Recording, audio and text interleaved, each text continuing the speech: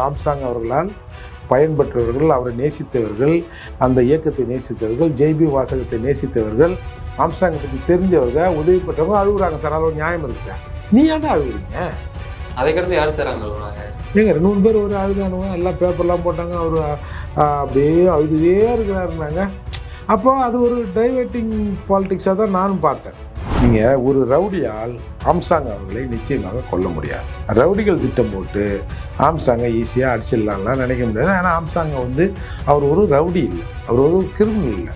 இன்றைக்கு இருக்கிற திமுக அரசு, திராவிட மாடல் அரசின் பார்வை என்பது தமிழ்நாட்டில் இருக்கிற பட்டியல் சமூக மக்களை 3ஆம் தர மக்களாக பார்க்கிறது என்கிற குற்றச்சாட்டு ஆரம்பத்திலிருந்தே இங்கே எழுப்பப்படுது. மாவளம் பேச்செல்லாம் ஒரு பேச்சா சார்? தலித் பாதுகாவலன் என்ன ஒன்றாலும் பேசுவாருங்க. அந்த கட்டி விரியன் நல்லதா, கண்ணாடி விரியன் நல்லதான்னு கேட்பாரு. அப்புறம் திமுக கட்டி விரியனா கண்ணாடி விரியனா சொல்லுவாரா? இப்போ பிஎஸ்பிக்கும் நம்ம ரஞ்சித்துக்கும் என்ன தொடர்பு?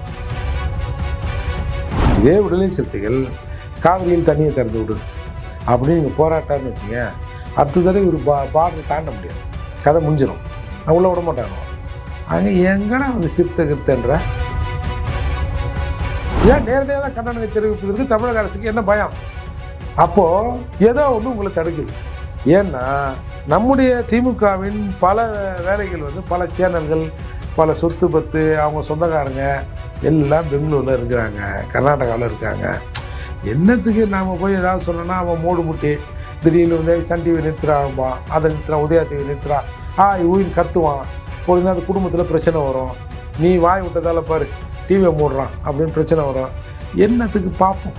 அதனால் உங்களுக்கு வேணால் நீங்கள் ஒரு புதிய கட்சி ஆரம்பிச்சிருங்களேன். இப்போ பிஎஸ்பி கட்சியில் இத்தனை நாள் தலைவராக இருக்கார். பிஎஸ்பி கட்சியில் அடுத்து தலைமை ஏற்பதற்கு ஒரு ஆள் இல்லை, அது மொக்க கட்சி, அந்த கட்சியை இவர் வேஸ்ட்டு பண்ணிட்டாரு அப்படி சொல்ல முடியுமா? அதை அவர் மீது குண்டாசு போடலாம் அப்படின்னு ஒரு பேசிக் ஒன்று இருக்குது. அப்புறம் இந்த கள்ளச்சாரம் விற்கிறது, விஷசாரம் விற்கிறது, விபச்சாரம் பண்ணுறது, இந்த மாதிரி பல வகைகள் அது இருக்குது. அப்போ என்ன பண்ணுவாங்க, இப்போ ஒரு சாதாரண ஆளை பற்றி விபச்சாரம் பண்ணால், சவுக்கு சங்கர் விபச்சாரம் பண்ணார் அப்படின்னு போட முடியாது இல்லையா? இப்போ இவர் வெளியில் வராமல் இருக்கிறதுக்கு இவர் குண்ட தடுப்பு சட்டத்தில் இவருக்கு போட்டாங்க. இப்போ இன்றைக்கி அதில் தான் பெயில் கிடச்சிருக்கு. பட் மற்ற கேஸ்களில் பெயில் கிடச்சா தான் சவுக்கு சங்கர் வெளியே வர முடியும். TNNews 24 நேயர்களுக்கு வணக்கம். இன்றைய சிறப்பு நேர்காணலில் நம்முடன் இணைந்திருப்பவர் புரட்சி தமிழகம் கட்சியின் தலைவரும் வழக்கறிஞருமான திரு ஏர்போர்ட் மூர்த்தி அவர்கள். வணக்கம் சார். சார், இப்போ சவுக் சங்கர் அவர்கள் ஒரு இடைக்கால ஜாமீன் வழங்கப்பட்டிருக்கிறது, பின்னணி என்ன சார்? இல்லை, அந்த குண்டாஸ் பெட்டிஷன் இங்கே ஸ்டில் பெண்டிங். கவர்மெண்ட் அதுக்கு இன்னும் பதில் தரலை. ஏன்னா இவங்க அப்படி காலம் தாழ்த்திக்கினே போகிறாங்க. அதுக்கு முன்னாடி நடந்த நிகழ்வுலாம் நீங்கள் பார்த்துருப்பீங்க. 2 ஜட்ஜில் ஒருத்தர் ஜாமீன் கொடுக்கலான்ட்டார், ஒருத்தர் வெயிட் பண்ணணுன்ற மாதிரிலாம் சொல்லிட்டாங்க. அப்போ இதை எடுத்து அவங்க அம்மா சுப்ரீம் கோர்ட் போகிறாங்க. என்ன கேட்குறாங்கன்னா, என் பிள்ளைக்கு உடம்பு சரியில்லை, ஒரு 6 வீக்ஸ் மெடிக்கல் ட்ரீட்மெண்ட்டுக்காக என் பிள்ளைக்கு இடைக்கால ஜாமீன் தரணும்னு அவங்க ப்ரேயர் வைக்கிறாங்க. பட் நேற்றுலாம் பார்த்தீங்கன்னா நீங்கள் வலைதளங்களில் மற்ற செய்திகளில் சவுக்கு சங்கர் நீலாம் ஒரு மனுஷனாயா, ஒரு மனுஷன் மாதிரியே நீலாம் இல்லை அப்படின்னு ஏதோ எதிர்கருத்தை சொன்னதாகவும், அதற்கு முன்னால் என்ன கிரவுண்ட்ஸின் அடிப்படையில் தமிழக அரசு நீங்கள் இது மாதிரி குண்டாஸ் போட்டிங்க அப்படின்றதுக்கு இவங்க டைம் பீரியடு கேட்டதற்கு இல்லை நீ வியாழக்கிழமையே நீ கவுண்டர் போட்டாகணும் அப்படின்னு ஒரு நிர்பந்தம் பண்ணதாகவும், சங்கருக்கு ஃபேவராக நீதிமன்ற நடவடிக்கைகள் இருந்தாலும் சட்டப்படி அவருக்கு ஒரு ரிலீவ் கிடைக்கணும் முந்தானத்து இருந்தது. நேற்று இல்லை ஜட்ஜுங்கள்லாம் ரொம்ப கடுமையாக பேசிட்டாங்க அப்படிலாம் ஒரு செய்தியெல்லாம் வெளியில் பத்திரிகையெல்லாம் போட்டாங்க. இன்றைக்கு கடைசியில் நீதிமன்றம் என்ன சொல்லியிருக்குன்னா, அவருக்கு அந்த குண்டர் தடுப்பு சட்டத்தில் இடைக்கால ஜாமீனை வழங்கியிருக்காங்க. அந்த 6 வீக்ஸ்லாம் இவங்க கேட்டதெல்லாம் இல்லை, இடைக்கால ஜாமீனை வழங்கிடுறோம். பட் இந்த வழக்கு குண்டாஸ் போட்டது உறுதிப்படுத்துவது இல்லை அதை நீக்கம் செய்வது சென்னை ஹைகோர்ட்டில் இருக்கிற பெஞ்சு தான். அதை நீங்கள் அந்த வரிசைப்படி முறைப்படி விசாரித்து நீங்கள் அதில் ஃபைனல் பண்ணுங்கள், நாங்கள் அது வரைக்கும் இவருக்கு ஜாமீன் தரோம் அப்படின்னு சொல்லியிருக்காங்க. அது மட்டும் இல்லாமல் இந்த ஜாமீன் பர்டிகுலரி இவர் இந்த குண்டர் தடுப்பு சட்டத்தில் அடைக்கப்பட்டதற்கான ஜாமீன் தானே தவிர, இவர் மேலே ஏற்கனவே ஒரு 5-6 கேஸ் இருக்குல்ல, அவ கொடுத்தா இவ கொடுத்தா, கஞ்சா வச்சுருந்தார், அது வச்சுருந்தார், இது வச்சுருந்தாருன்னு. அப்போ அதுங்களில் இன்னும் இவங்க ப்ராப்பராக எதுவும் பெயில் எதுவும் வாங்கலை. அதால் இப்போ அடுத்து இந்த குண்டாஸில் வந்து இவங்க ரிலீஃப் ஆகியிருக்காங்கன்றதை காட்டி வந்து இவங்க வந்து சம்மந்தப்பட்ட நீதிமன்றங்களில் அந்தந்த வழக்குகளில் பெயில் வாங்கினால், அரசு பெயில் கொடுத்தால் இவர் வெளியே வருவதற்கான வாய்ப்பு இருக்குது. இப்போ கொடுக்கப்பட்ட இடைக்கால ஜாமீனில் வெளியில் வர முடியாது. வெளில வர முடியாது. நீங்கள் பொதுவாகவே நீங்கள் இந்த மாதிரி குண்டாஸ் ஆக்டில் வந்துங்க முதல்ல குண்டர் தடுப்பு சட்டம் போடுவாங்க. அப்புறம் வந்து அது அறிவுரை கழகத்துக்கு வரும். அப்போ பெரும்பாலும் அறிவுரை கழகத்தில் குண்டர் தடுப்பு சட்டம் திரும்ப பெறுவதற்கான வாய்ப்பு மிக கம்மி. ஏன்னா இவங்க வந்து கரெக்டாக அதை போட்டுருவாங்க. போலீஸ் வந்துங்க இப்போ குண்டர் தடுப்பு சட்டங்கிறது கிட்டத்தட்ட அதுக்கு போலீஸுக்கும் செலவாகும். அந்த புத்தகங்கள் ரெடி பண்ணுறது, போகிறது, வர்றது எல்லாத்தையும் பண்ணுவாங்க. இவங்க என்ன பண்ணுவாங்க, இது ஆக்சுவலாக இந்த குண்டர் தடுப்பு சட்டமே இப்போ தேவையில்லாத ஒன்று. ஏன்னா அந்த க்ரைமுக்கான செக்ஷனை போட்டு அவனை ரிமாண்ட் பண்ணுறீங்க. அதுக்கு வந்து அதில் நீங்கள் வந்து பெயில் கேட்குற போது அப்ஜெக்ஷன் பண்ணலாம். 1 வருடம் வந்து காலம் வந்து ஒருத்தனை சிறைப்படுத்துவது அவனோட உரிமையை முடக்குவது மாதிரி தான். இப்போ என்ன பண்ணுவாங்க போலீஸு, ஒருத்தன் ஒரு க்ரைம் பண்ணியிருப்பான். அந்த க்ரைம் வந்து பொதுவாக பொது அமைதிக்கு குந்தகம் விளைவித்தால் அவர் மீது குண்டாஸ் போடலாம் அப்படின்னு ஒரு பேசிக் ஒன்று இருக்குது. அப்புறம் இந்த கள்ளச்சாரம் விற்கிறது, விஷச்சாரம் விற்கிறது, விபச்சாரம் பண்ணுறது, இந்த மாதிரி பல வகைகள் அதில் இருக்குது. அப்போ என்ன பண்ணுவாங்க, இப்போ ஒரு சாதாரண ஆளை பிடிச்சி விபச்சாரம் பண்ணால், சவுக்கு சங்கர் விபச்சாரம் பண்ணார் அப்படின்னு போட முடியாது இல்லையா. அதால் பொது அமைதிக்கு பங்கம் விளைவித்தார் அப்படின்னு போடுவாங்க. இவங்களுக்கு வேண்டாதவங்க யாராவது ஒருத்தர் இருந்தான்னா, அவன் பெரிய கோட்டீஸ்வரனாக கூட இருப்பான். அவன் என்ன பண்ணான், ஒரு ரோட்டு கடையில் போய் சாப்பிட்டு ஒரு 20 ரூபா 30 ரூபாய்க்கு சாப்பிட்ருப்பார். சாப்பிட்டு உடனே அந்த ரோட்டு கடைக்காரு, டிஃபன் கடைக்காரர் வந்து காசு கேட்பார். ஏய், நான் யார் தெரியுமா, என்கிட்டே காசு கேட்குறேன் நீ அப்படின்னு உடனே அங்கே இருக்கிற தோசைக்கல்லை தூக்கி வீசினார், அந்த சட்னியை தூக்கி கடாசினார், பக்கெட்டை தூக்கி வீசினார். உடனே அங்கே சாப்பிட்டு இருந்தவங்க, ரோட்டில் இருந்தவங்களாம் அப்படியே பயந்து போய் பதட்டத்தோடு ஓடனாங்க. ஒரு சமூக பதட்டத்தை உண்டு பண்ணினார். அதே மாதிரி ஒரு டீ கடைக்கு போனார், 2 டீயை குடிச்சார், 2 பஜ்ஜி சாப்பிட்டாரு. டீ கடைக்காரன் காசு கேட்டான். ஏய், என்னையே காசு கேட்குறியா அப்படின்னு வடை சட்டி தூக்கி போட்டார். அங்கே இருந்த பொதுஜனங்கள் பதறி ஓடின. ஒரு பொது அமைதிக்கு குந்தகம் விளைவித்தார். 2 பாட்டிலை தூக்கி போட்டு உடச்சார் ரோட்டில். அப்படிலாம் தான் வந்து அந்த பேசிக் கேஸை போடுவாங்க. அந்த மாதிரி இப்போ இவர் வெளியில் வராமல் இருக்கிறதுக்கு ஒரு குண்டர் தடுப்பு சட்டத்தில் இவருக்கு போட்டாங்க. இப்போ இன்றைக்கி அதில் தான் பெயில் கிடச்சிருக்கு. பட் மற்ற கேஸ்களில் பெயில் கிடைச்சா தான் சவுக்கு சங்கர் வெளியே வர முடியும். இப்போ இந்த ஆம்ஸ்ட்ராங் கொலை வழக்கில் பார்த்தீங்கன்னா திருமாவளவன் அடுத்த நாளே வந்து கண்டனம்லாம் தெரிவிச்சிருந்தார் சார். அரசு மீது கண்டனம் தெரிவிச்சிருந்தார். சரணானந்தர் வந்து உண்மையான குற்றவாளி இல்லை அப்படின்னு சொல்லியிருந்து ஒரு கருத்தையும் தெரிவிச்சிருந்தார் சார். காலப்போக்கில் அப்படியே மௌனம் காக்க காரணம் என்ன சார்? இல்லை, இதில் பல பேர் மேலே வந்து அந்த குற்றச்சாட்டுகளை இன்றைக்கி வர சொல்கிறாங்க. அது எந்த அளவுக்கு உண்மைங்கிறத சிபிஐ விசாரணை வந்தால் தான் கண்டுபிடிக்க முடியும். இன்றைக்கி வந்து பலர் வந்து இந்த ஆட்சியில் இருக்கிற ஒரு சிலரை சொல்கிறாங்க, இந்த மாதிரி இயக்கம் நடத்துகிற ஒரு சிலரை சொல்கிறாங்க. வந்து ஆரம்பத்தில் என்ன பண்ணாங்க, ஒரு 6, ஒரு 8, 11 அப்படி முடிஞ்சிடும்னாங்க. இப்போ பார்த்தீங்கன்னா வெறும் ரவுடிகளாக வந்து இதில் வந்து ஃப்ரேம் பண்ணுறாங்க. இந்த ரவுடியை தொட்டு அந்த ரவுடி சொன்னார், அந்த ரவுடி சொன்னார், அந்த ரவுடி சொன்னார் அப்படின்னு ரவுடிகள் மீது சொல்கிறாங்க.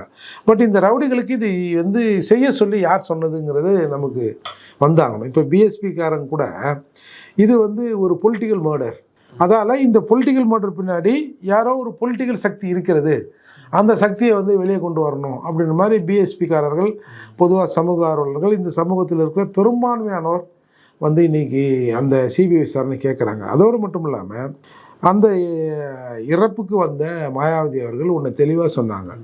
அதாவது மாநில அரசு இதில் தலையீடு இல்லை என்று சொன்னால் இந்த கொலைக்கும் இப்படி சொல்லுவோமே, இந்த கொலைக்கும் மாநில அரசுக்கும் தொடர்பு இல்லை என்று சொன்னால் சிபிஐ விசாரணைக்கு உத்தரவிடணும் அப்படின்னு அந்த அம்மா சொன்னாங்க. இப்போ நீங்கள் ஜென்ரலாக இந்த வழக்கை வந்து நீங்கள் சிபிஐ விசாரணை பண்ணுங்கன்னு சொல்கிறது வேறு.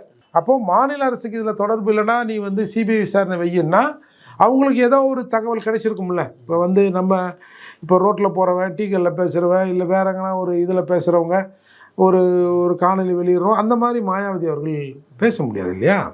அவங்க வந்து ஒரு சிஎம்மாக இருந்தவங்க, அவங்களுக்கும் வந்து இப்போ உளவு நிறுவனங்களில் தொடர்பு இருக்கும், போலீஸில் தொடர்பு இருக்கும், அவங்களும் இதை கேதர் பண்ணியிருப்பாங்கல்ல. கேதர் பண்ணி அந்த அம்மா அதை சொல்ல வராங்க. அப்போது உடனே வந்து அந்த கூட்டத்திலே திருமாவளவன் உடனே மைக்கை பிடிச்சி அதை என்னாரு வீர வணக்கம் அது இதுன்னு ஏதோ பேசிக்கிச்சு அதை டைவர்ட் பண்ணாங்க. அன்றைக்கே வந்து மாயாவதி அவர்கள் ஒன்று கேட்டதாக சொன்னாங்க, எங்கே நம்ம பிஎஸ்பி கேடர்ஸ்லாம் எங்கே, வேறு யாரும் இல்லை இந்த சம்பவத்தை ஆக்கிரமித்திருக்கிறாங்க அப்படின்ற மாதிரி மாயாவதி வந்து கடிந்து கொண்டார்கள்லாம் பேச்சு அடிப்படுது. ஏன்னா வேணுமெனே சிலர் வந்து திட்டமிட்டு அந்த உடல் வைக்கப்பட்ட இடத்தை ஆக்கிரமித்து கொண்டார்கள் அப்படின்னு தான் நம்ம பார்க்குறோம்.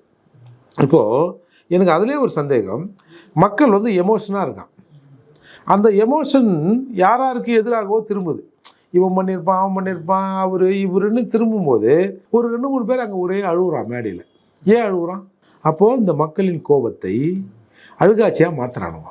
சார், இயல்பாக வந்து ஆம்ஸ்ட்ராங் அவர்களால் பயன்பெற்றவர்கள், அவரை நேசித்தவர்கள், அந்த இயக்கத்தை நேசித்தவர்கள், ஜெய்பி வாசகத்தை நேசித்தவர்கள், ஆம்ஸ்ட்ராங்கை பற்றி தெரிஞ்சவர்கள், உதவி பெற்றவங்க அழுகுறாங்க சார். அதில் ஒரு நியாயம் இருக்குது சார். நீ ஏன்டா அழுகுறீங்க? அதை கடந்து யார் சார் அங்கே அழுகுறாங்க? ஏங்க 2-3 பேர் ஒரு அழுதானுங்க, எல்லாம் பேப்பர்லாம் போட்டாங்க, அவர் அப்படியே அழுதுகிட்டே இருக்கிறாருனாங்க. அப்போ அது ஒரு டைவர்ட்டிங் பாலிட்டிக்ஸாக தான் நானும் பார்த்தேன். அது மட்டும் இல்லாமல் வந்து எல்லாரும் சிபிஐ விசாரணை கேட்குறான்.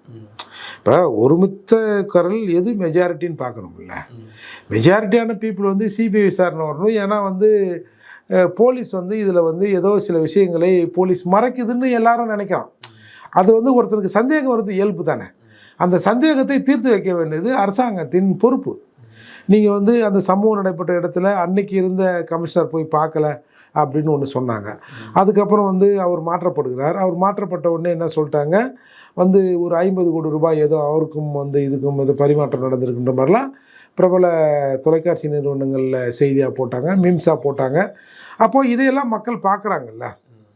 அப்போது அந்த சம்பவம் நடந்த உடனே ஒரு 4 மணி நேரத்தில் வந்து கொலையாளிகள் போய் சரண்டர் ஆகியிருக்காங்க. ஆனால் போலீஸ் என்ன சொல்லுது, செக்யூர்னு ஒரு வார்த்தையை சொல்லுது. செக்யூர் பண்ணுறதுனா என்ன அர்த்தம்? பாதுகாத்த மாதிரி.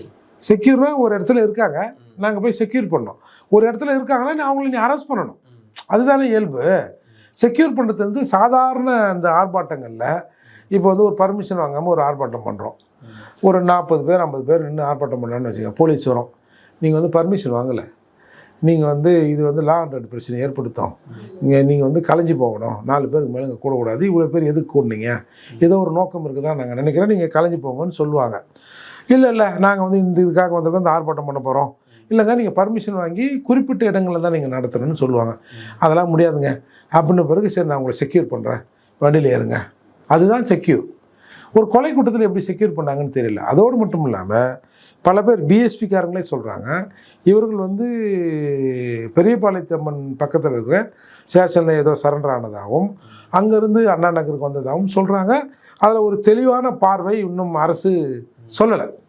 இப்படி இருக்கிற நிலையில் ரவுடிகளோடு இதை முடித்து விடுவார்கள் அப்படின்லாம் வந்து எல்லாரும் பேசுனாங்க. அப்புறம் இன்றைக்கி போன தேசிய எஸ்சி ஆணையம் கூட வந்து ஒரு வாரம் பார்ப்போம், அப்படி இல்லைன்னா நாங்கள் வந்து உரிய நடவடிக்கை எடுப்போம்னு அந்த சம்பவம் நடந்த இடத்துக்கெல்லாம் போய் அவங்க பார்த்துருக்காங்க. அப்போ இன்றைக்கு வந்து ஒட்டுமொத்தமாக தமிழ்நாட்டில் இருக்க எல்லா கட்சிகளும் அவங்க ஆம்ஸ்ட்ராங் அண்ணா வீட்டுக்கு போகிறாங்க, அவங்க மனைவி பார்த்து ஆறுதல் சொல்கிறாங்க. அது நீங்கள் ஒரு ஃபார்மாலிட்டியாக எடுத்துக்கினா கூட முதலமைச்சரும் போகிறார். அப்போ முதலமைச்சர் பாதிக்கப்பட்ட இடத்துக்கு போகிறாருன்னு வச்சுங்க. இப்போ பாதிக்கப்பட்ட வீட்டில் என்ன கேட்பாங்க? எல்லாரும் கேட்கறதானே அந்த அம்மாவும் கேட்கும், அந்த அக்காவும் கேட்பாங்க. அப்போது சிபிஐ அறிவிச்சுட்டு போக வேண்டியது தானே, நமக்கு வேலை மிச்சம் தானே. ஏன் சிபிசிஐடியே நோக்கி இருக்குது சார் தமிழக அரசு? இல்லை, சிபிசிஐடி விசாரணை கூட இன்னும் வரலையே. அதில் சிபிசிஐடி விசாரணை பண்ணும்னு சொன்னாங்க. முறைப்படியான இந்த வழக்கின் சம்பந்தமான ஆவணங்களை சிபிசிஐடி வாங்கி கொண்டு அவங்க விசாரணை தொடங்குற மாதிரி ஒன்றும் செய்தி வரல. நேற்று நீங்கள் பார்த்தீங்கன்னா அந்த என்கவுண்டர் கூட நம்ம சிட்டி போலீஸ் தான் பண்ணியிருக்கு, சிஓபி தான் பண்ணியிருக்காங்க. அப்போ இன்றைக்கு கைது பண்ண, அப்புறம் நேற்று கைது பண்ண 2-3 பேர், அந்த வக்கீல் உட்பட எல்லாரையும் நம்ம சென்னை மாநகர காவல்துறை தான் கைது பண்ணுது. அப்போ இன்னும் சிபிசிஐடி வசமே அது போகலை. ஏன் சிபிசிஐடி வசம் போகல? நீங்கள் தானே இப்போ சிபிஐக்காவது நாங்கள் கேட்குறோம், நீங்கள் பரிந்துரை பண்ணணும். நீங்களே தான் சொன்னதாக ஒரு தகவல் இருக்குது. பட் அது எப்படி உறுதிப்படுத்துறதுன்னு தெரியல. ஏன்னா சிபிசிஐடி விசாரணைன்னு அரசு உத்தரவு போட்டிருந்தா மறுநாளே வாங்கியிருக்கணும். இப்போ நீங்கள் எப்படி நம்ம கள்ளக்குறிச்சியில் வந்து கள்ளச்சாராய மரத்துக்கு சிபிசிஐடி விசாரணைனாங்க, உடனே இது வழக்கு சம்மந்தப்பட்ட ஆவணங்களை அவருக்கு வந்து பெற்றுக்கொண்டு இமீடியட்டாக விசாரணையை அந்த லேடி டிஎஸ்பி அவங்க தொடங்க தான் நம்ம பார்த்தோம். ஆனால் இதில் அது மாறுபட்ட கருத்தாக இருக்குது. உண்மையிலே சிபிசிஐடி விசாரணைக்கு முதல்வர் அறிவிச்சாரான்றதே ஒரு சந்தேகமாக இருக்குது. ஏன்னா இப்போ வரை, இந்த நிமிடம் வரை நம்ம இப்போ சென்னை மாநகர காவல் தான் அதை விசாரணை பண்ணுது. அப்படி இருக்கிற போது என்ன பரவலாக பேசப்பட்டதுன்னா, நம்ம பல இடத்துல பேசியிருப்போம், இவங்க வந்து உண்மையான குற்றவாளிகள் இல்லை அப்படின்னு ஒரு பேசப்பட்டது. உடனே வந்து இல்லை நீங்கள் ஒன்றா பாருங்கள், இவங்களை வந்து ஃப்ரேம் பண்ணி, ஏன்னா போன முன்னாள் கமிஷன் வந்து இவங்க தான் குற்றவாளிகள், இவங்க தான் ஸ்க்ரைம் பாட்டுக்கு வந்தாங்கன்ற மாதிரிலாம் சொல்லிட்டாரு. அப்போ இவங்களை சுட்டு கதையை முடிச்சிருவாங்க பாருங்கன்னும் போது தான் திருவேங்கடம் என்பவர் சுடப்படுகிறார். சரி, திருவேங்கடம் சுடப்பட்ட அந்த சீக்வன்ஸை பார்த்தா கூட இல்லை இது போய் தான் சொல்கிறாங்கன்னு எல்லாருமே சொல்லிட்டாங்க. ஏன்னா அவ்வளோ பெரிய ஒரு கிரிமினலை கூட்டு போகிறீங்க, அவ்வளோ பெரிய மர்டர் பண்ணவன் எவ்வளோ நெஞ்சு துணிஞ்சலாக இருப்பான். அவன் வந்து சரண்டர் ஆக வேண்டிய அவசியமே இல்லை. சரி, சரண்டர் ஆகிட்டான். சரண்டர் ஆனவும் முதல்ல ஏன் எஸ்கேப் போகிறான்ற ஒரு மிகப்பெரிய கேள்வி இருக்குது. அது மட்டும் இல்லாமல் அவர் போனாரா, அவர் ஒன்று கிடைக்கணுன்னாரா, உடனே போப்பா அப்படின்னு எப்படி அவுத்து விட்டு இருப்பாங்க? அது ஒரு பெரிய கேள்விக்குரிய. அப்புறம் அங்கேருந்து அவர் ஒரு 8-10 கிலோமீட்டர் தாண்டி எங்கேயோ போய் ஒரு ஷெட்டில் இருந்த மாதிரி இன்னும் ஜிபிஆர்எஸ் வச்சு அவங்க உடம்புல தைச்சிட்டு நீ போடா மவனை பார்த்துக்கலாண்டான்னு அமிச்ச மாதிரில இது இருக்குது. அதுக்கப்புறம் அவர் போய் ஏதோ துப்பாக்கி எடுத்து சுட வந்தாரா, திட்டினாரா, உடனே இவங்க சுட்டாங்களாம், செத்துட்டானா. அப்போ இது எல்லாமே வந்து உண்மை சம்பவத்தோடு இதை தொடர்பு படுத்தி பார்த்தோம்னா நமக்கு சந்தேகம் கிளம்புது. அப்புறம் இல்லை இதோட கதையை முடிச்சிருவாங்க அப்படின்னு சொன்னாங்க. அப்புறம் இன்றைக்கி வந்து அடுத்தாப்புலன்னு தொடர்ந்து இன்றைக்கி யார் பேரையோ சொல்கிறாங்கன்னு வச்சுங்க. இது எல்லாமே ரவுடி செட். இவங்க என்ன நிறுவ விரும்புகிறாங்க, முதல்ல வந்து ஆம்ஸ்ட்ராங் அவர்கள் படுகொலை நடந்த உடனே இது வந்து ஒரு கேங் வாரு, அந்த கேங்கில் இருக்க ஒரு ஆள் இவங்க போட்டாங்க. அதுக்கு முன்னாடி அந்த கேங்கு இவங்களுக்கு வேண்டிய ஒருத்தரை போட்டுச்சு. அப்புறம் அதுக்காக வந்து ஆற்காடு சுரேஷ் கொல்லப்பட்டார். ஆற்காடு சுரேஷ் கொல்லப்பட்டதுக்கு பழிவாங்கிற விதமாக ஆம்ஸ்ட்ராங் கொல்லப்பட்டார் அப்படின்னோடனே இது மிகப்பெரிய இந்த சமூகத்தில் ஒரு பெரிய எதிர்ப்பலையை கிளப்பிடுச்சியோ. என்னையா நீ ஒரு தலைவரை போய் ஒரு ரவுடி லிஸ்ட்டுங்கிற, அப்புறம் சரி ரவுடி லிஸ்ட்டுனா கூட உனக்கு ஆம்ஸ்ட்ராங் வந்து ஒரு தேசிய கட்சியின் மாநில தலைவராக இருக்கார், அவருக்கு இந்த மாதிரி ஒரு த்ரெட் இருக்கிற போது நீ போலீஸ் பாதுகாப்பு கொடுத்துருக்கணும்ல. இப்போ இயல்பாக சொல்கிறது தான், ஏம்பா 2 பேருக்கு வந்து ஆகாது, சரி 2 பேரும் ஓரமாக போய் சண்டை போட்டுங்க அப்படின்னு நீங்கள் போலீஸ் விட்டுருமா? அப்போ இதில் நீங்கள் நடவடிக்கை எடுக்க வேண்டிய தவறி இருக்கிறீர்கள் ஒரு குற்றச்சாட்டு இருந்தது. இல்லைன்னா நாங்கள் வந்து ஆம்ஸ்ட்ராங்க்கு 3 தடவை இன்ஃபார்ம் பண்ணிட்டோம் அப்படின்ற மாதிரி சொன்னாங்க. இன்ஃபார்ம் பண்ணுறதோடு போலீஸோட வேலை நிற்கிறதில்லை. ஒரு உளவு போலீஸோட வேலை என்ன, இந்த சம்பவம் நடக்கும் போது இதால் நடக்கும் போது இதை தடுப்பதற்கான வழி இதுன்னு சொல்லிட்டு அதை தடுக்கிறது தான் உளவு போலீஸோட வேலை. சும்மா வந்துடும்பா நீ கொஞ்சம் உஷாராக இருந்துக்குப்பா அப்படின்னு சொல்லிட்டு போகிறதா வேலை. அப்போ அதுலேயும் ஒரு சந்தேகம் வருது. அப்போது புதுசாக இன்றைக்கி அருண் அவர்கள் பதவி ஏற்றாங்க. அப்போ அதுலேருந்து கொஞ்சம் இந்த விசாரணை கொஞ்சம் நல்லா இருக்குன்ற மாதிரி தான் எல்லாரும் யோசித்தாங்க. இல்லை, ஒரு பரபரப்பை ஏற்படுத்திக்குதா சார்? தினமும் வந்துட்டு கைதுன்றது அப்படியே கொண்டு போயிட்டு இருக்காங்களே சார். இல்லை, அதுதான் சார், இதே வெறும் ரவுடிகளோட நின்றுடுதே. நீங்கள் ஒரு ரவுடியால் ஆம்ஸ்ட்ராங் அவர்களை நிச்சயமாக கொல்ல முடியாது. ரவுடிகள் திட்டம் போட்டு ஆம்ஸ்ட்ராங்கை ஈஸியாக அடிச்சிடலாம்லாம் நினைக்க முடியாது. ஏன்னா ஆம்ஸ்ட்ராங்கை வந்து அவர் ஒரு ரவுடி இல்லை, அவர் ஒரு கிரிமினல் இல்லை. சில வழக்குகள் சில முன்ன பின்ன சில விஷயங்கள் இருந்திருக்கலாமே தவிர ஒரு ரவுடியோடு ஆம்ஸ்ட்ராங்கை ஒப்பிடுற அளவுக்கு ஆம்ஸ்ட்ராங் ரவுடி இல்லை. அவர் ஒரு இயக்கத் தலைவர், ஒரு சித்தாந்தவாதி, வந்து புத்த விகாரின் தலைவராக இருக்கிறாரு, பல நல்ல விஷயங்களை செய்கிறாரு, மக்களோட மக்களாக இருக்கிறாரு. அப்படி இருக்கிற போது அதை சீப் பாலிடிக்ஸ் மாதிரி இல்லை இவர் ஒரு ரவுடி அவர் ஒரு ரவுடிக்கு ரவுடி சேர்ந்து சண்டை போடுறாங்க அப்படின்றதெல்லாம் அந்த வாதம்லாம் எடுபடாமல் போக திரும்பவும் இதில் என்ன பண்ணுறது. இன்றைக்கு வந்து வெளிப்படையாக பலர் பேரை வந்து சொல்லி பலர் பேசிட்டாங்க. ஏன் அவனை விசாரி இவையாளர் தான் அவையாளர் தான் அப்படிலாம் வந்து கேள்விகள் வந்துடுச்சு. ஏன்னா நிச்சயமாக சமூகத்தில் இருக்கிற ஒரு பெரிய எஸ்சி தலைவருக்கு இந்த மாதிரி நடக்குதுன்னா சமூகத்தில் இருக்கிற பிறருக்கு தெரியாமல் இந்த விஷயம் நடக்காதுங்கிறது ஊர்ஜிதமான நிலையில் இன்றைக்கி பல சந்தேகங்கள் வருது. தொடர்ந்து இவங்க வந்து சிபிசிஐடி விசாரணைனாங்க, அதுவும் போகலை. இப்போ வந்து இதற்கிடையில் ஆம்ஸ்ட்ராங் அவர்கள் குடும்பத்தாரும் கட்சியினரும் கவர்னரை சந்தித்து அப்பாயின்மெண்ட் கேட்டிருக்காங்க. அன்றைக்கி வந்து அவர் எங்கேயோ விருதுநகரம் எங்கேருந்தோ வந்தார், ராஜபாலமே எங்கேருந்தோ வந்துட்டு அவர் அப்படியே டெல்லிக்கு போயிட்டார் போல இது. அப்போ திரும்பி வந்தால் இவங்க வந்து கேட்கலாம், திருப்பி அப்பாயின்மெண்ட் கேட்டு போய் பார்க்கலாம். அவர் அரசுக்கு வந்து சொல்லலாம். பட் ஆனால் தமிழக அரசு இப்போ ஒரு சட்டம் போட்டு வச்சிருக்குல்ல, தமிழக எல்லைக்குள்ளே வந்து எங்களை கேட்காம சிபிஐ என்ட்ராகக்கூடாதுன்னு நம்ம அரசு ஒரு கிளவராக ஒரு சட்டத்தை போட்டு நம்ம பாதுகாத்து வச்சுருக்கிறாங்க. அதால் இது இன்னும் ஒரு 4-5 நாளில் இது போக்கு எப்படி போகுதுன்னு தான் தெரியும். இல்லை, தொடர்ந்து இந்த தலித் தலைவர்கள் மீது தான் அந்த தாக்குதல் நடைபெற்று வருகிறது. என்ன காரணம் சார்? இல்லை, பொதுவாக அரசு வந்துங்க, நான் சொல்லப்போனால் பெரும்பான்மையான அதிகாரத்தில் இருப்பவர்கள் இல்லை ஆட்சியாளர்கள் சாதியாகத்தான் இருப்பார்கள். நீங்கள் வந்து ஒரு சாதிக்கு ஒரு சாதி ஒத்துக்காதுங்க. நான் ஒரு சாதினா ஒட்டுமொத்த சாதியில் உள்ளவர்களையும் சொல்லலை, அந்தந்த சமூகத்தில் கொஞ்சம் பேர் இருப்பான், ஒருத்தன் ஒத்துக்காது. ஆனால் எஸ்சிக்கு எதிராக ஏதாவது ஒன்றுனா எல்லாரும் வரைஞ்சிக்கிட்டு நிற்போம். அது இயல்பாக அந்த சமூகத்தில் புறையோடி இருக்குது.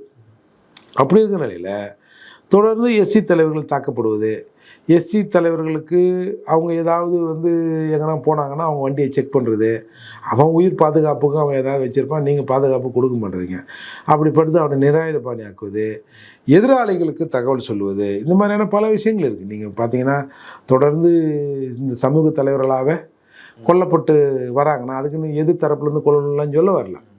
அப்போ அந்த ஒரு பாதுகாப்பு அற்ற தன்மை நிலவுதில்ல.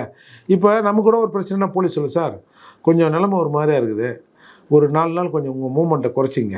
இப்போது நமக்கு எதிராக யார் இருக்கிறார்களோ அவர்கள் மீது நடவடிக்கை எடுப்பதை விட்டுட்டு நம்மளை முடக்கிற வேலையை தான் அரசு பார்க்கும். அப்போது இந்த அரசின் பார்வைங்கிறது இன்றைக்கு இருக்கிற திமுக அரசு, திராவிட மாடல் அரசின் பார்வை என்பது தமிழ்நாட்டில் இருக்கிற பட்டியல் சமூக மக்களை 3ஆம் தர மக்களாக பார்க்கிறது என்கிற குற்றச்சாட்டு ஆரம்பத்திலேருந்தே இங்கே எழுப்பப்படுது. அது வந்து நீங்கள் வேங்கை வயலாக இருக்கட்டும், மற்ற பிரச்சனைகளாக இருக்கட்டும், எதாக இருந்தாலும் இவர்கள் வேண்டுமென்று இந்த மக்களை ஒதுக்குகிறார்கள். எப்படி வந்து தயாநிதி மாறன் முன்னாடி சொன்னாரோ, நாங்கள் என்ன 3ஆம் தர மக்களா, எங்களை வந்து நாங்கள் என்ன தாழ்த்தப்பட்ட மக்களா, எங்களை 3ஆம் தர மக்கள் மாதிரி நடத்தினார்னு சொன்னார் இல்லையா? அப்போ 3ஆம் தர மக்கள் மாதிரி நடத்துவதற்கு தகுதியானவர்கள் இல்லை அதற்குரியவர்கள் தாழ்த்தப்பட்ட மக்கள் அப்படிங்கிற ஒரு பொருள் அதில் வருது இல்லை?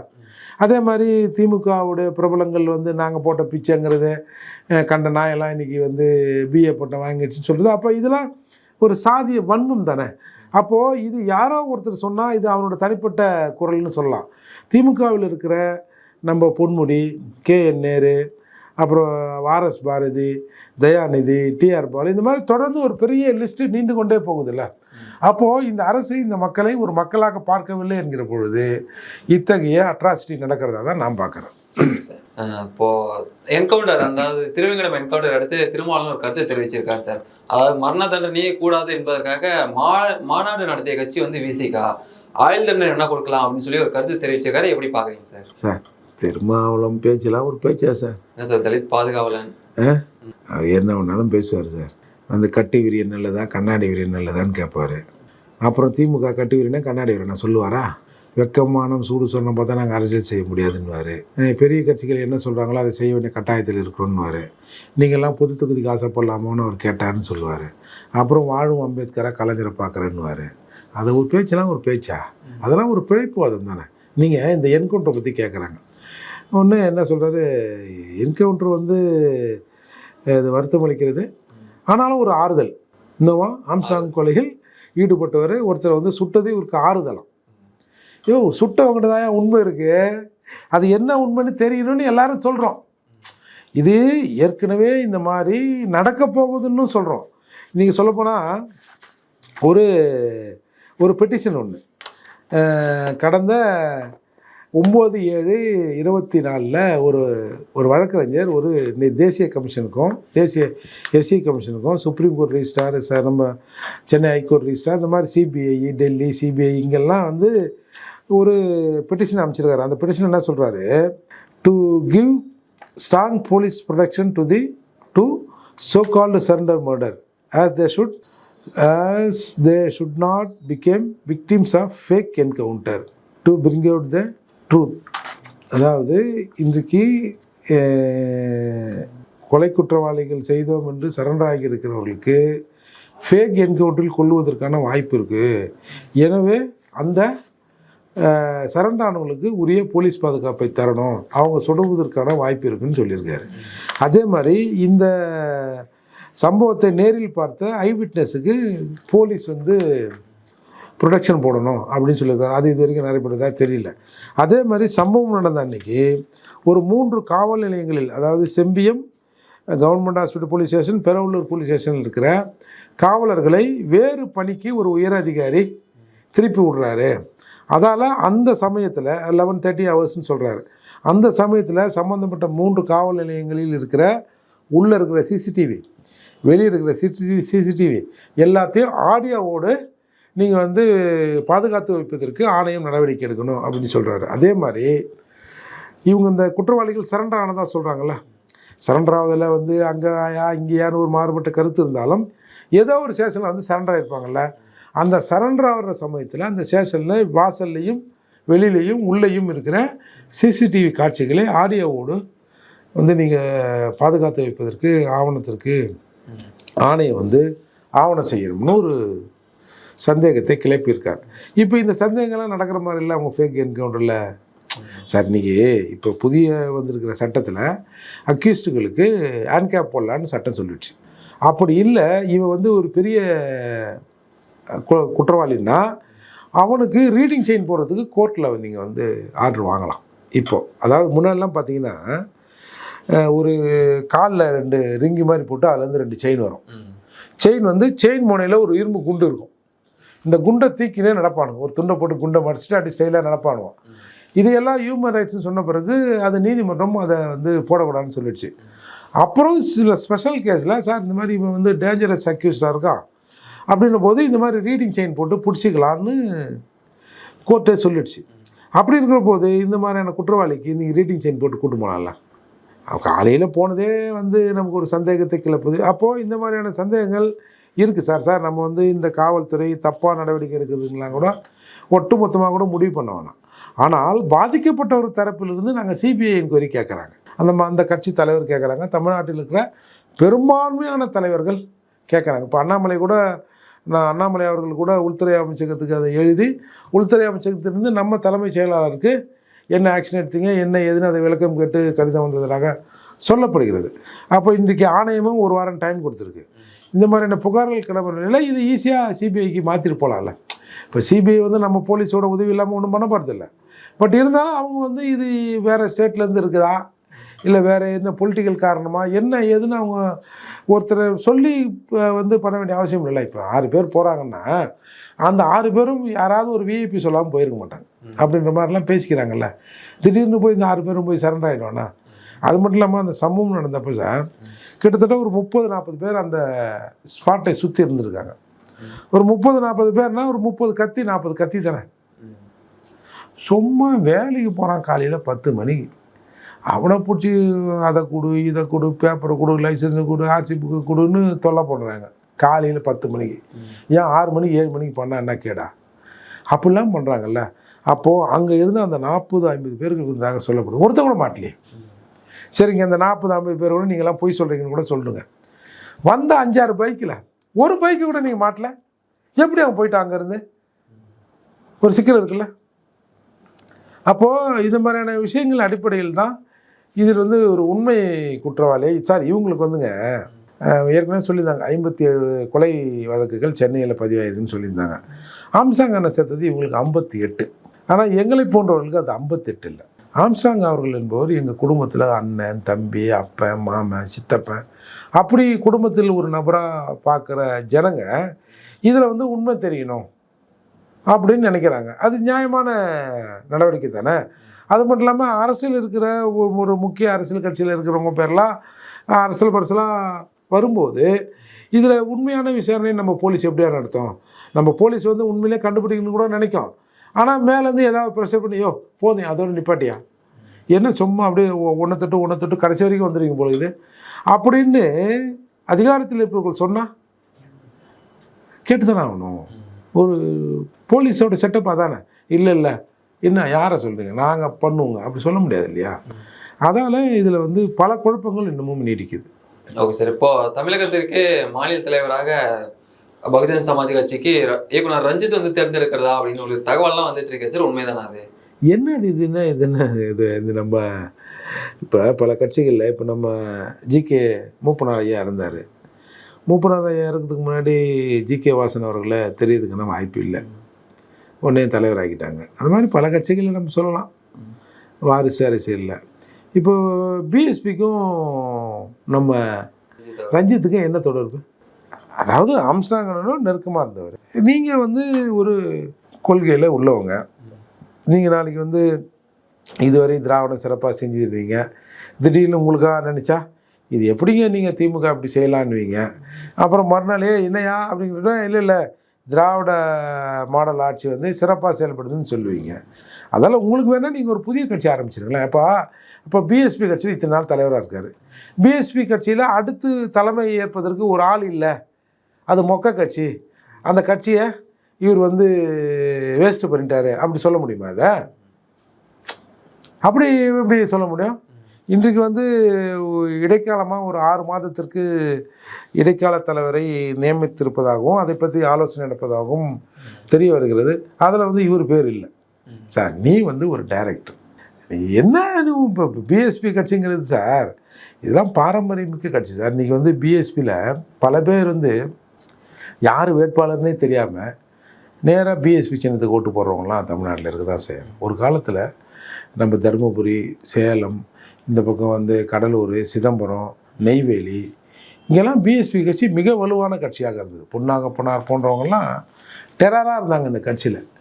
ராஜாங்கம், பொன்னாங்கப்பன், வடலூர் சாமிதுரை, இந்த மாதிரி பல பேர் இந்த கட்சியில் இருந்தாங்க. நம்ம தேவநாதன் ஒரு முறை தலைவராக இருந்தார், ஷெரீப் இருந்தார், நம்ம முத்துக்குமார் அண்ணாச்சி இருந்தார், அப்புறம் வந்து ஒருத்தர் அழகிரியா யாரோ ஒருத்தர் இருந்தார். அந்த மாதிரி பல்வேறு சமூகத்தில் இருந்தவர்கள், அதாவது அரசியலில் இருக்கிறவங்க அரசியல் கட்சி அந்த கட்சிக்கு தலைவராக இருந்தாங்க. அப்படி இருக்கிற போது இன்றைக்கி வந்து ரஞ்சித் அவர்கள் அவர் ஆசைப்பட்டாரான்னு தெரியல, பட் அது புரளி தான், அது அவருக்கு கொடுப்பதற்கான வாய்ப்பெல்லாம் இல்லை. Okay sir.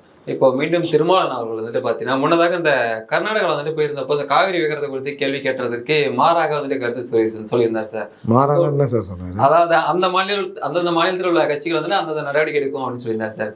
இப்போ இங்க இருந்துகிட்டு இப்போ தமிழகத்துல இருந்துகிட்டு கர்நாடகா வந்துட்டு தமிழக மக்களுக்கான நலனை வந்துட்டு எதிர்க்கிறது அப்படின்னு சொல்லியிருக்காரு. உங்களோட கருத்து என்ன சார்?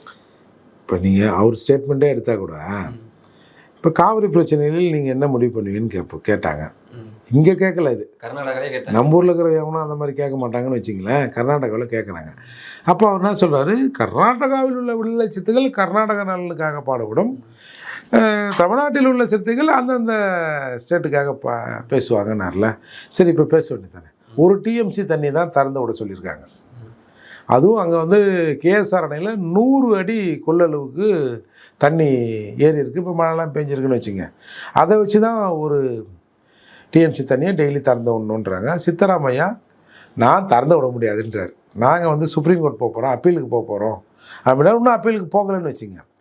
அந்த ஊரில் அந்த மாதிரி இருக்குது. இப்போ இந்த ஊரில் இருக்கிறவங்க தண்ணி தரணும்னு போராடணுமா இல்லையா? இப்போ இதே விடுதலை சிறுத்தைகள் காவிரியில் தண்ணியை திறந்து விடு அப்படின்னு நீங்கள் போராட்டாருன்னு வச்சுங்க, அடுத்த தடவை ஒரு பார்டரை தாண்ட முடியாது, கதை முடிஞ்சிடும், உள்ளே விட மாட்டானுவோம். அங்கே எங்கன்னா வந்து சிறுத்தைன்ற ஏற்கனவே நம்ம வந்து கிருஷ்ணகிரி, ஓசூர்லேருந்து ஆளை கூட்டி போய் எங்கள் கட்சிக்காரங்க இருக்கிறாங்கன்னு சொல்கிறேன். சார் ஒன்றும் இல்லை சார், நாம் தமிழர் கட்சி அலுவலகம் திறக்க முடியல சார். கேளுங்க, விடுதலை சிறுத்தை கேளுங்க, விடுதலை சிறுத்தை அலுவலகம் திறக்கப்பட்டு மூடப்பட்டது, அங்கே வைக்கக்கூடாதுன்ட்டான். எங்கே வந்து சிறுத்தை புலி நீங்கிறீங்க? அதெல்லாம் உங்கள் ஊரில் வச்சுங்கன்னா அந்த ஆஃபீஸை மூட்டாங்க இல்லையான்னு கேளுங்க. அப்போ அதுதான் எதேச்சான நிலை. அது சட்டத்துக்கு புறமான நிலையாக இருந்தாலும் அதுதான் எதேச்சான நிலை. அதால் தான் இவங்க எல்லாம் போய் அங்கே அவங்க கூட சேர்ந்து நின்றுங்கன்னு இப்போ வந்து மேகதாதுவில் அணை கட்டுவேன்னான். எம்எல்ஏ எலெக்ஷன்லேயே அந்த தேர்தல் அறிக்கையில் அது இருந்தது. அதை கையில் வச்சு தானே ஓட்டு கேட்டீங்க. சரி, அது கூட விடுங்க சார். இப்போ எம்பி தேர்தலில் 1000 கோடி இதுக்கு நாங்கள் ஒதுக்குவோம். இந்தியா கூட்டணி ஆட்சிக்கு வந்தவொடனே நாங்கள் வந்து அங்கே பர்மிஷன் வாங்கி அணை கட்டுற வேலையை தொடங்கிடுவோம் அப்படின்னு சிவகுமார் தெளிவாக சொன்னார். சார் அதை கேட்டு ஓட்டு கேட்டவனு தானுங்க இவங்கெல்லாம். அடப்பா, இந்த மாதிரி பச்சை துரோகத்தை யாராவது நம்ம அரசியல் வாழ்க்கையில் பார்த்துருப்போமா? நீ கண்டுக்காம கூட அதை விட்டுடலாம். அவன் சொன்ன பிறகும் அந்த கட்சி ஜெயிக்கணும்னு ஓட்டு கேட்டிங்கன்னா அப்போ நீங்கள்லாம் வந்து அணை கட்டுகிற பாதுகாவலர் தானே. கர்நாடகாவில் அணை கட்டுவதற்கு ஏதோ இந்த புட்டுக்கு மனுஷன் வந்து பெரும்படிப்பட்டாராம அந்த மாதிரி இவங்க போய் அணை கட்டுறதுக்கு ஆளாக போனவங்க தான் சார் இவங்க. அதாவது நம்ம அவங்கள ஒன்றும் குறை சொல்கிறதுக்கெலாம் இல்லை. நீங்கள் கர்நாடகாவில் போய் நீங்கள் எதுக்கு ஓட்டு கேட்குறீங்க? முதல்ல அந்த கொஸ்டினுக்கு வரும். 19% அங்கே தமிழர்கள் இருக்கும். யாரும் பிழைப்பு தேடி அங்கே போகல. அதை நல்லா புரிஞ்சுக்கணும். சென்னை மாகாணத்தில் இருந்தோம், மொழிவாரி மாகாணங்கள் பிரிக்கப்பட்ட போது ஒரு கோடு போடுறான். அந்த கோட்டுக்குள்ளே அங்கே இருக்கிற தமிழர்கள் மாட்டிக்கணும். அப்போது அந்த தமிழர்கள் 19% அங்கே இருக்கிறோம். சரி, ஓட்டு கேட்க போகிறல்ல, காங்கிரஸுக்கு போடுன்னு. சார் உங்கள் கட்சியில் இருக்கிற தமிழ்நாட்டுக்காரனுக்கு ஒரு சீட்டு கொடுங்களேன் அப்படின்னு கேட்கறதுக்கு உங்களுக்கு துப்பு இருக்கா? எந்த கட்சியாக இருந்தாலும். ஆனால் நீங்கள் போய் அங்கே போய் ஓட்டு கேட்குறீங்க. ஏன் ஓட்டு கேட்குறீங்க? இப்போ சித்தராமையா கம்பேர்ட் டு தமிழ்நாடு பல நல்ல விஷயங்களை அங்கே செய்கிறார். நம்ம அதை ஒத்து தான் ஆகணும். நம்ம அதை மறுப்பு சொல்கிறதுலாம் இல்லை. இப்போ சமீபத்தில் கூட ஒரு அறிவிப்பு விட்டுருக்காரு சார், அங்குள்ள சமுதாயத்துக்கு மட்டும்தான் வேலை அப்படின்ற மாதிரி. சார் அது அந்த ஆளோட நலன் சார், அது அந்த ஸ்டேட்டோட நலன். அது நம்ம உரிமைக்கு எதிரானது. இருந்தாலும் அந்த உணர்வு அவனுக்கு இருக்குல்ல. இங்கே அந்த மாதிரி இல்லையே, இங்கே வேற ஆள்லாம் இருக்கிறான் எங்கே போனாலும். அப்போது இந்த ஓட்டு கேட்குற விவகாரத்தில் கிரகலட்சுமி திட்டத்தில் மாதம் 2000 ரூபா தராரு சார். அதே மாதிரி ஏற்கனவே வாங்கின ஒரு தொகுப்பரிசி இருக்குல்ல, அதை டபுள் மடங்காக தரேன்னார் ஜெயிச்ச பிறகு அந்த ஒரு ஸ்டேட்டுக்கு மட்டும் அந்த மாதிரி டபுள் மடங்கு அரிசி கொடுக்க முடியாதுன்ற நிலை வந்தபோது அந்த ஒரு கிலோவுக்கு 5 ரூபான்னு கணக்கு பண்ணி 30 கிலோவே என்னமோ அந்த காசை அக்கௌண்ட்டில் போட்டுடுறாரு. அப்புறம் இலவச பேருந்து பயணம், இந்த மாதிரியான பல விஷயங்கள்லாம் செஞ்சுருக்காரு சார். இப்போது இந்த வாக்குறுதிகள்லாம் நாங்கள் வந்து சட்டமன்றத்தில் ஜெயிச்சு உங்களுக்கு செஞ்சுருக்குறோம் அப்படின்னு கர்நாடகாவில் பேசினாலும் புரியும், தமிழில் பேசினாலும் அங்கே இருக்கிற தமிழர்களுக்கு புரியும்ல. நீங்கள் என்ன போய் ஸ்பெஷலாக என்ன பேச போகிறீங்க? அப்போது இந்த மொழி உணர்வு இருக்குல்ல, நம்ம ஊருக்காரப்பா, நம்ம அண்ணாச்சிப்பா, நம்ம ஆள்பா, நம்ம ஊர்லேருந்து வந்துடுறான், நம்ம அண்ணன்பா, நம்ம சித்தப்பாப்பா அப்படிங்கிற அந்த உணர்வை அவங்ககிட்ட திருடி பெங்களூரில் இருக்கிற காங்கிரஸ் கட்சிக்கு கொடுக்கறதுக்கு தான் சார் இவங்க போகிறாங்க. அந்த ஊரில் நடக்கிறது அவங்க பேசி ஓட்டு வாங்கிடுவாங்கல்ல.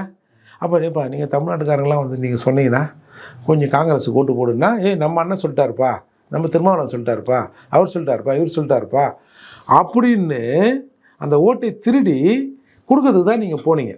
அப்போது நீங்கள் எப்படி தமிழ்நாட்டுக்கான ஆளாக நம்ம பார்க்க முடியும்? இது இவங்க மேலே தப்பு இல்லை. தமிழ்நாட்டில் இருக்கிறவ நீ போய் அங்கே சொன்னல, கர்நாடகாவில் இருக்கிற விடுதலை சிறுத்தைகள் தண்ணி கொடுக்கக்கூடாதுன்னு போராடணும் இல்லையா, இங்கே போராட நீ அப்படின்னு இங்கே இருக்கிறவங்க கேட்கணும். இங்கே போராடினா தெரியும் அவருக்கு என்னன்னு. ஆக ஒட்டுமொத்தமாக இப்போ இன்றைக்கி அந்த அனைத்து கட்சி கூட்டம்லாம் போட்டாங்கல்ல சார், சித்தராமையா வெளிப்படையாக வந்து சட்டத்துக்கு புறமா சொல்கிறாரு, நான் கொடுக்க முடியாதா, இருக்கிறதான் கொடுக்க முடியும்ட்டாங்க. அங்கே இருக்குது கொடுக்க முடியாது, அந்த ஆணையை நான் மதிக்க முடியாதுன்ட்டார். சிஎம் சொல்லணும்ல, எப்படி சித்தராமையா எப்படி சொல்ல போச்சு? அது கண்டனம்லாம் தெரிவிச்சிருந்தாரு சார். என்ன கண்டனம் தெரிவிச்சாரு? இந்த 2000 கனடி நீர்லாம் பத்தாது அப்படின்னு சொல்லிட்டு கர்நாடக அரசுக்கு என்னவோ அதாவது திருமாவளவனாவது மயில் இறகால வந்து ஏதோ இது பண்ணார், தோழமை சுட்டல் பண்ணார். அந்த தோழமை சுட்டலில் பாதி சுட்டலான்னு கூட எனக்கு ஒன்றும் தெரியல. ஏன் நேரடியான கண்டனங்களை தெரிவிப்பதற்கு தமிழக அரசுக்கு என்ன பயம்? அப்போது ஏதோ ஒன்று உங்களை தடுக்குது. ஏன்னா நம்முடைய திமுகவின் பல வேலைகள் வந்து பல சேனல்கள், பல சொத்து பத்து, அவங்க சொந்தக்காரங்க எல்லாம் பெங்களூரில் இருக்கிறாங்க, கர்நாடகாவில் இருக்காங்க. என்னத்துக்கு நாம் போய் ஏதாவது சொன்னோன்னா அவன் மூடு முட்டி திடீர்னு வந்து சன் டிவி நிறுத்துறான்பான், அதை நிறுத்துறான், உதயா டிவி நிறுத்துறான், ஊயின் கத்துவான். உடனே அது குடும்பத்தில் பிரச்சனை வரும். நீ வாய் விட்டதால் பாரு டிவியை மூடுறான் அப்படின்னு பிரச்சனை வரும். என்னத்துக்கு பார்ப்போம். அவன் நல்லபடியாக அவன் வந்து சுப்ரீம் கோர்ட்டுக்கு போயிட்டான்னா நம்ம இங்கே சொல்லிக்கலாம், அவன் அப்பீல் போயிட்டான், அப்பீல் என்ன முடிவு வருதுன்னு பார்த்துருவோம் அப்படின்னு நம்ம சிஎம் வெயிட்டிங் தான் நான் பார்க்குறேன். ஓகே சார், தொடர்ந்து பேசுவோம். பல்வேறு தகவலை கொடுத்தமைக்கு நன்றி சார். நன்றி.